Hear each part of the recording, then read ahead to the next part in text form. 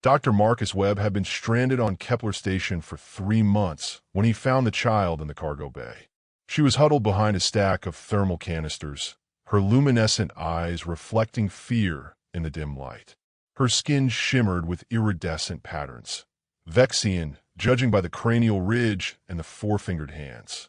She made no sound when he approached, even when he reached out slowly. The girl couldn't speak. Marcus understood that immediately.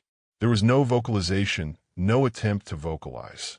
She watched him with an intelligence that transcended species, and he saw in her eyes the same loneliness he felt in his own isolation.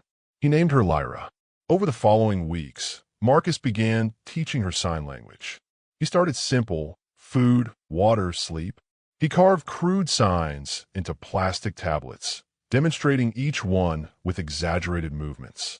Lyra was a quick learner. Her four fingers moved with surprising dexterity, creating fluid patterns that became increasingly complex. Within days, she had grasped basic nouns. Within weeks, she was asking him questions about the world beyond the station. Marcus set up a small space in his quarters for their lessons. He taught her about Earth, showing her photographs on his cracked datapad. She traced the images with wonder: oceans, mountains, children playing in parks. Through sign language, she told him about her own world, a place of crystalline cities and thermal vents where her people thrived in temperatures that would kill a human in seconds. "Why are you here?" Marcus signed one evening. Lyra's hands moved slowly, deliberately. Her expression grew distant. Accident. Ship crashed. Everyone gone. Marcus's heart ached for her. She was a refugee, alone in the galaxy, just like him. Days blended into weeks. Lyra flourished under his care. She learned not just sign language, but also human customs, human emotions. She would sit beside him during meals, her fingers dancing as she asked about his family, his home, his dreams. Marcus found himself opening up in ways he never had before. Through sign language, he discovered that silence could be more intimate than sound. On the 127th day, the communications array crackled to life. Marcus hadn't heard external transmissions in months. A message in pristine English crackled through the static. "Kepler Station, this is Vexian Fleet Command, Dreadnought Solaris. We have received a distress beacon from your location. Prepare for boarding and immediate evacuation." Marcus's blood ran cold. Vexians didn't rescue humans. Humans and Vexians had been at the brink of war for years. He pulled Lyra close protectively, but she seemed calm. Her hands moved rapidly, a torrent of signs he struggled to keep pace with. "It's okay," she signed. "It's my father. I sent beacon. Long time ago, after accident. He comes now." Before Marcus could respond, the docking bay roared to life.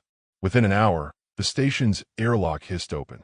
But instead of armed soldiers, a single figure emerged, tall, commanding, bearing the ceremonial markings of a Vexian leader. Behind him came a smaller contingent of officials. The commander's eyes swept across the station and fixed on Lyra. His rigid posture shifted. He knelt, and his hands moved through signs of relief and joy. Lyra ran to him, signing rapidly. Marcus watched, stunned, as the commander embraced his daughter. Then the commander turned to Marcus, his expression unreadable. He approached slowly. Through Lyra, they began to communicate. She signed what Marcus said, and the commander responded through his own signs. Hands, gestures, the universal language that transcended species and separated continents. "You protected my daughter," the commander signed, his movements deliberate and formal. "I taught her to speak," Marcus signed back. The commander's expression shifted. He extended one of his four fingers, pointing to himself, then to Marcus. "Not enemy. Friend." His hands continued, slower now. "War ends. Humanity. Vexia, understand now. Understanding comes from listening, from seeing. Your kind sees silence and teaches. This is wisdom." The commander turned to his officials and issued orders in rapid, complex hand signs. They scattered throughout the station, returning with supplies, food, medicine, communication equipment. The Dreadnought's medical bay would repair the station's damaged systems. As Lyra said goodbye to Marcus, she signed something he would never forget. You gave me voice. Not with words, with hands, with heart. Father says this is how peace begins.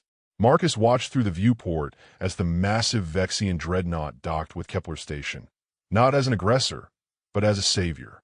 The war that had seemed inevitable for decades dissipated not with weapons, but with the simple, revolutionary act of one human teaching a mute alien child to communicate. Sometimes, Marcus thought, humanity's greatest weapon was never violence. It was the ability to understand, to connect, to speak to someone who couldn't speak back, and in doing so, speak to the entire galaxy.